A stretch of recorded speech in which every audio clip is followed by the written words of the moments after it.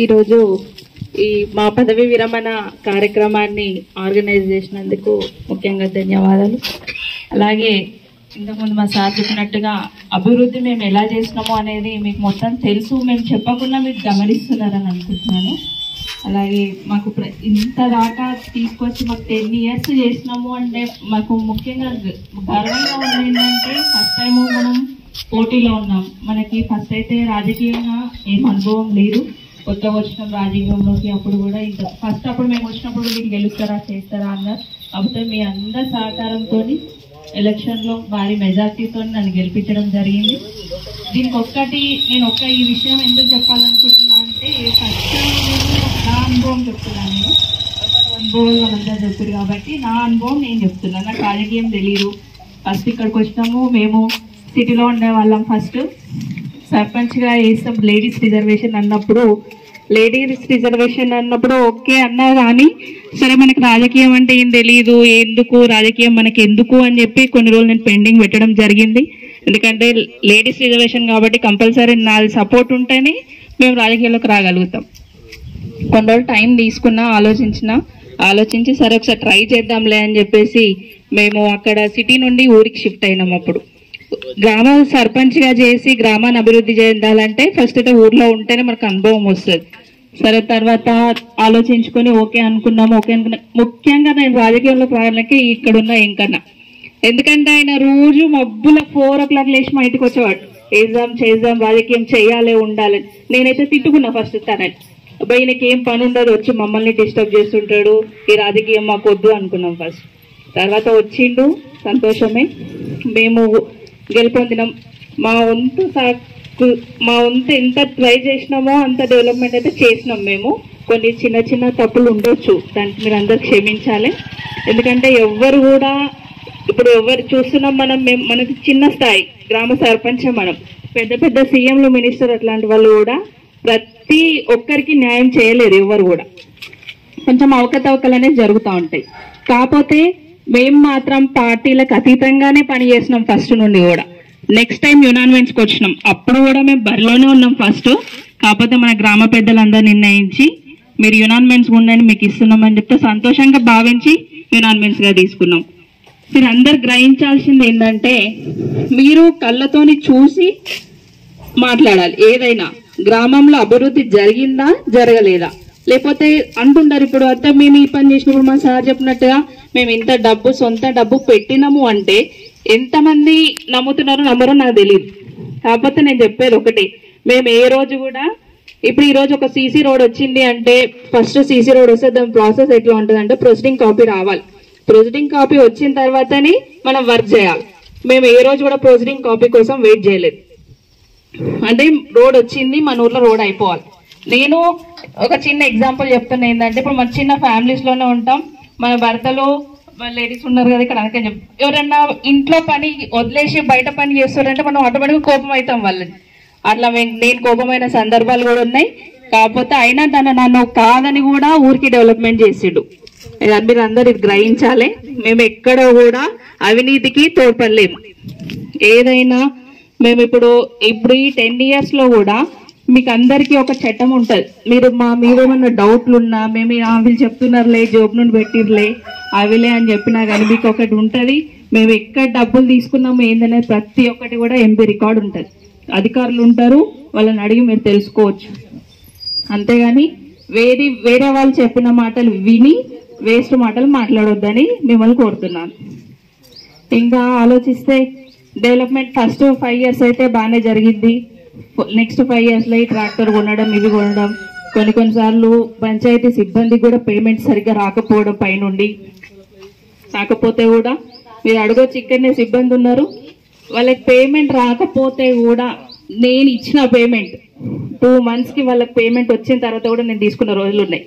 వాళ్ళని అడగొచ్చు, మీరు ఇక్కడ ఉన్నారు కుమార్, మీకు ఎప్పుడైనా పేమెంట్ రాకపోతే మేము ఇచ్చినామా లేదా, మరి మాకు మళ్ళీ రిటర్న్ ఇచ్చినప్పుడే అడగలేదు.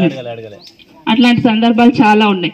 ఏంటంటే మేము ఏ రోజు కూడా గవర్నమెంట్ వచ్చినప్పుడే డబ్బులు ఇచ్చినప్పుడే పని చేస్తామన్న ఆలోచనతోనైతే లేము. అట్లా లేవు. మన గ్రామ పంచాయతీ సిబ్బంది ఇప్పుడు నెల జీతం రాలేదనుకోండి, వాళ్ళ ఇంట్లోనే ఉంటే మన పనులన్నీ మన ఊర్లో పెండింగ్ అయిపోతాయి. నల్లలు ఇప్పేవాళ్ళు నల్లలు ఇప్పడు, చెత్త తీసేవాళ్ళు చెత్త తీయాలి. అప్పుడు మళ్ళీ ప్రాబ్లమ్స్ అంతా మనకే వస్తాయి. సరే ఈ రోజు కాకపోతే రేపు వాళ్ళకి వస్తాయి, వాళ్ళకి వచ్చినప్పుడు మాకు ఇస్తారనే ఉద్దేశంతో కూడా సురేష్ గారిని కుమార్ గారు నాకు ఏ టైంలో ఫోన్ చేసి మేడం నాకు డబ్బులు అవసరం ఉన్నాయి, మేము పేమెంట్ వచ్చినాక ఇస్తామంటే వాళ్ళకి ఇచ్చిన రోజు సందర్భాలు చాలా ఉన్నాయి. వాళ్ళని అడగొచ్చు, మీరు కూడా ఇప్పుడు ఇక్కడే ఉన్నారు. అలానే నేను గౌరవ వేతం అనేది సర్పంచ్ గౌరవ వేతం అనేది ఒకటి ఉంటుంది. నెలకి 5,000 రూపాయలు మనకేం సపరేట్ గా రావు, మనకు వచ్చిన దాంట్లో గౌరవ వేతనం అనేది తీసుకోవచ్చు. నేను ఆ 5,000 రూపాయలు కూడా స్కూల్కే డొనేట్ చేసిన, వాలంటీర్స్ ని పెట్టి వాళ్ళకే డొనేట్ చేసిన. కానీ నేను ఏ రోజు కూడా 5,000 రూపాయలు నా సర్పంచ్ శాలరీ అని చెప్పి నేను తీసుకోలేదు. అది మాత్రం మీరు గమనించాల్సింది. మీరు అడగొచ్చు, స్కూల్లో కూడా వాలంటీర్స్ పెట్టినాం. ఒకసారి అంటే పాత నాయక్ సార్ ఉన్నప్పుడైతే ఒక టీచర్ కావాలన్నప్పుడు కూడా టీచర్ శాలరీ పేమెంట్ కూడా మేము సొంతంగా పే చేసినాం. ఏంటంటే మేము ఏ రోజు కూడా డబ్బు ఆశించలేదు, సేవ చేయాలి. అంటే మనకు యునైన్మెంట్స్ ఇచ్చిరు, ఫస్ట్ 5 టర్మ్స్ చేసినాం. మనం ఉన్న పీరియడ్ అయినా మంచి నేమ్తో ఉండాలన్న ఉద్దేశంతోనే మేము పనులు చేయడం జరిగింది తప్ప ఏ రోజు కూడా మేము డబ్బును ఆశించి మాత్రం పని చేయలేదని మీకు తెలియజేస్తున్నాం. అలాగే మీరు గమనించాల్సింది ఏంటంటే మేము సర్పంచ్ గా రాకముందైతే, అంటే నేను కొత్తగా రావచ్చు, నా సర్పంచ్ అప్పుడైతే నేను ఊరికి కొత్తనే, నేను నా పెళ్ళినక 2 సంవత్సరాలకి నేను సర్పంచ్ అయినా, అది కొత్తగానే అనుకో. కానీ మీరు మాత్రం కొన్ని సంవత్సరాల నుండి గ్రామంలో ఉన్నారు కదా, 10 సంవత్సరాలకు ముందు ఎట్లా ఉంది గ్రామం, ఇప్పుడు ఎట్లా ఉంది అనేది మేము చెప్పాల్సిన అవసరం లేదు, మీరే గమనించుకోవాలి. అది మేము ఎన్ని పనులు మినిమం మేము ఒక సీసీ రోడ్లు కానీ ఏవి ఆలోచించినా 100లో 10 నుండి 20% పనులే జరిగినాయి మేము కొత్తగా సర్పంచ్ వచ్చినప్పుడు. ఇప్పుడు మాత్రం మాక్సిమం 80 నుండి 90% పనులన్నీ కంప్లీట్ అయిపోయినాయి. ఇంకా ఏమున్నా ఒక 10% నుండి 15% వరకు ఉంటాయి పనులు. అంటే మనం చేసుకుంటా పోతా ఉంటే కొన్ని కొత్త పనులు ఇంకా యాడ్ అవుతా ఉంటాయి. కాకపోతే 80-85% 80% పనులు అయితే అన్ని పూర్తి చేసినాము. ఎక్కడ ఏం డిస్టర్బెన్స్ లేకుండా పోతే మీరు అందరు సహకరించినారు. రోడ్స్ వేసే దగ్గర ఇప్పుడు ఏదైనా ప్లేస్ కావాలన్నా మీరు అందరు సహకరించారు. అందరి సహకారంతోనే ఇంత డెవలప్మెంట్ చేయగలిగినాము. అలాగే మీరంతా గమనించాల్సిన అయితే ముఖ్యంగా నేను ఈ 5 years నుండి అయితే కొంచెం మా పాప స్కూల్తోనో ఎంతో కొంచెం ఇబ్బంది వల్ల నేను మండల్ మీటింగ్స్ కొంచెం తక్కువ అటెండ్ అయినా. ఈ 5 years లో ఫస్ట్ 5 years లో మాత్రం కంపల్సరీ మీటింగ్ ఉంటే పోయేదాన్ని. మండల్లో ఇప్పుడు విలేకరులు రాలేరు ఇక్కడికి, కానీ విలేకరులు అడేవాళ్ళు, మేడం మీ ఊరు ఇంత డెవలప్ అయినా మీరే క్వశ్చన్స్ అడుగు. మండల్లో ఏ సర్పంచ్ అడగని విధంగా కూడా నేను మండల్లో ఉండి మన ఊరికి కావాల్సిన నిధుల కోసం, మన ఊరికి కావాల్సిన డెవలప్మెంట్ కోసం ఎవరికి భయపడకుండా కూడా నేను మండల్లో ప్రశ్నించడం జరుగుతుండే. ఈ 5 years కొంచెం డిస్టర్బెన్స్ వల్ల మనకు వచ్చే మన గవర్నమెంట్ లో డబ్బులు లేకపోవడం, సరే మనం పోయి అడిగిన పనులు కాలేవులే అనే ఉద్దేశంతో కొన్ని మీటింగ్స్ అటెండ్ కాలేను. మాక్సిమం మా వంతు సహకారం నేను ఎక్కడ పోయి మాట్లాడేది ఉన్నా మన ఊరి గ్రామం కోసం మాత్రం కంపల్సరీ క్వశ్చన్ చేసేదాన్ని నేను. అందరు అనేవాళ్ళు కూడా, మండల్లో ఎవరు మాట్లాడరు మేడం, మీకు మైక్ ఇస్తేనే మీరు అన్ని ఉన్న మీ విలేజ్ అంత డెవలప్మెంట్ ఉన్నా కానీ మీరు మళ్ళీ మీ విలేజ్ కోసమే అడుగుతున్నారంటే మా విలేజ్ చాలా అవసరాలు ఉన్నాయి, ఇంతకుముందు డెవలప్మెంట్ లేదు కాబట్టి చేయాలనే ఉద్దేశంతో బాగా మాట్లాడేదాన్ని, కొట్లాడే వాళ్ళం కూడా మండల్లో. అదంతా మీరు గమనించుకోవాలి.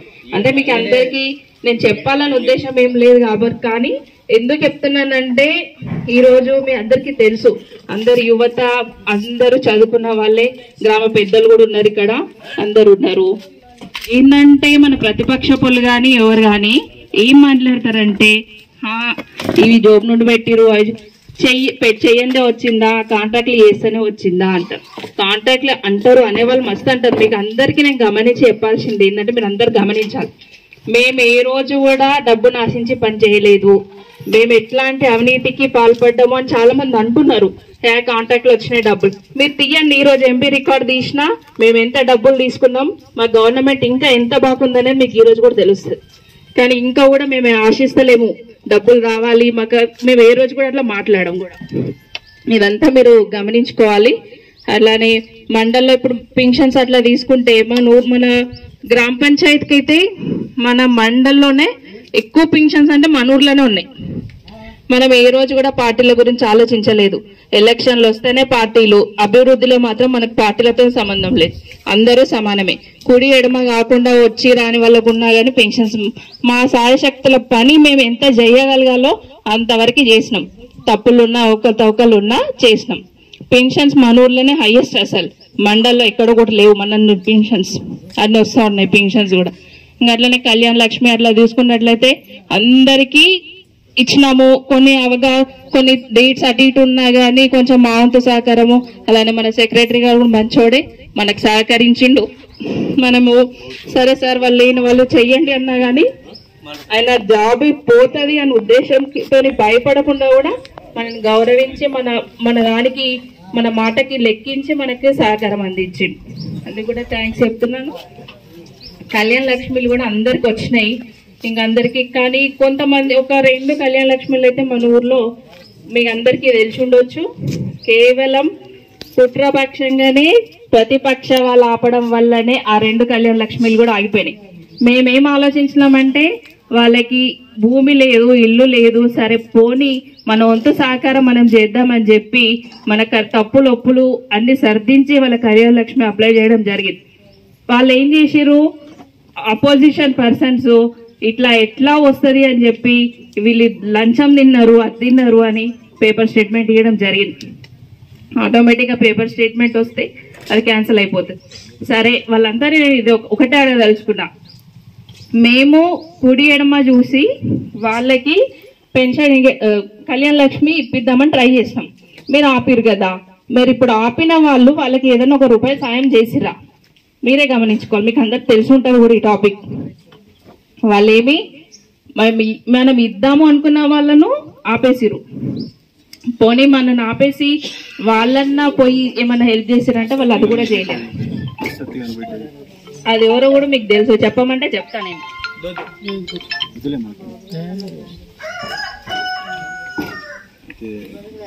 మీరందరు కొంచెం గమనించుకోవాలి. కుడి ఎడమ ఆలోచించి పనిచేసినాం, అంతేగాని మన పార్టీ ఆ పార్టీ మనకు అప్పుడు ఓటేయలేదు ఆ ఉద్దేశంతో ఎక్కడ కూడా మేము పని చేయలేదు. అలా నా పేపర్ స్టేట్మెంట్ ఇవ్వడం వల్లనే పాపం వాళ్ళకి వచ్చే కళ్యాణ లక్ష్మి ఆగిపోయింది. కొన్ని ఆగిపోయినందుకు మరి ఇచ్చిన వాళ్ళు ఏమన్నా సాయం చేశారంటే అది కూడా లేదు. అట్లాంటివి మన ఊర్లో జరిగినాయి. అవన్నీ కూడా మీరు గమనించుకోవాలి. ముందు వచ్చే ఎన్నికల్లో కూడా మీరు అభివృద్ధి చూసి ఓటేయాలని కూడా తెలియజేస్తున్నాం మీకు.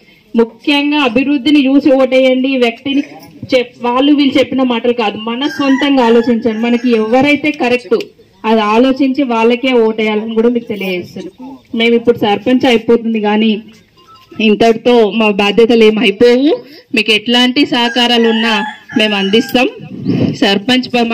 సర్పంచ్ పదవి చాలా అనుకుంటున్నాం కాబట్టి ఇంతకుముందు చెప్పాడు కాబట్టి సర్పంచ్ పదవి మేము ఓడిపోతామన్న భయంతో కాదు, మేము మళ్ళీ బరిలో ఉన్న 100% గెలుస్తాం. అది మీ అందరికీ కూడా తెలుసు. కాకపోతే ఎప్పుడు మనమే ఉంటా కూడా బాగుండదు. ఇంకా అట్లా ఇంకా వేరే పదవులు ఏమన్నా వస్తే మీరు అందరు సహకరిస్తే కంపల్సరీ కూడా దానికి మేము బరిలో ఉంటాం. ఇంకా అలానే మన కరోనా టైంలో కూడా మాకు కరోనా వచ్చింది, అందరికీ ఊర్లో కూడా కరోనా వచ్చిందంటే అట్లాంటి టైంలో కూడా మన ఏఎన్ఎంస్ కానీ మన ఆశా వర్కర్స్ కానీ మంచి పని చేసిరు. ఇంటింటికి పోయి మేడం ఇట్లుంది, నేను కరోనాలో ఉన్నప్పుడు కూడా నాకు ఫోన్ చేసి చెప్పినారు ఇట్లుందంటే సరే వాళ్ళని తిరగకండి ఉండకండి. నేను కూడా తిరిగిన వాళ్ళకు మంచి సహకరించినందుకు వాళ్ళకు కూడా ధన్యవాదాలు తెలియజేస్తున్నాం. అలాగే ఇంత గ్రామ అభివృద్ధికి తోడ్పడినందుకు ఇంత అభివృద్ధి చేసినామంటే ఒక పార్ట్ మేమైతే ఒక పార్ట్ మా వార్డ్ మెంబర్లు అందరూ కూడా మాకు సహకరించినందుకే మేమంతా పని చేయగలిగినాం. అలాగే మన ముఖ్యంగా గ్రామ పెద్దలు, మేము ఇంతకుముందు చెప్పినట్టుగా మన గ్రామ పెద్దలు చాలా తెలివివంతమైన వాళ్ళు. మనకు ఒక్క మైనస్ ఏంటంటే పార్టీ పరంగా ఆలోచిస్తే మనం ఉన్నది ఉన్నట్టు మాట్లాడితే వాళ్ళ కోపం అంతే. కాకపోతే మన ఉద్దేశం ఏంటంటే మన మనుషులే కదా అని చెప్పి కరెక్ట్ను కూడా తప్పు చెప్పి అట్లా చేస్తే అది ఊరికి మనం న్యాయం చేసినట్టు కాదు కదా అనిపించి మేము ఉన్నట్టు మాట్లాడేసరికి కూడా మన వాళ్ళు కూడా కొంతమంది దూరమైన సందర్భం ఉంది. కాకపోతే వాళ్ళు త్వరలో కూడా వాళ్ళు రియలైజ్ అవుతారు, అవును కరెక్ట్గా మాట్లాడారు, రియలైజ్ అయ్యి మళ్ళీ అందరూ మన వెనుబడి వస్తారని ఆశిస్తున్నాను.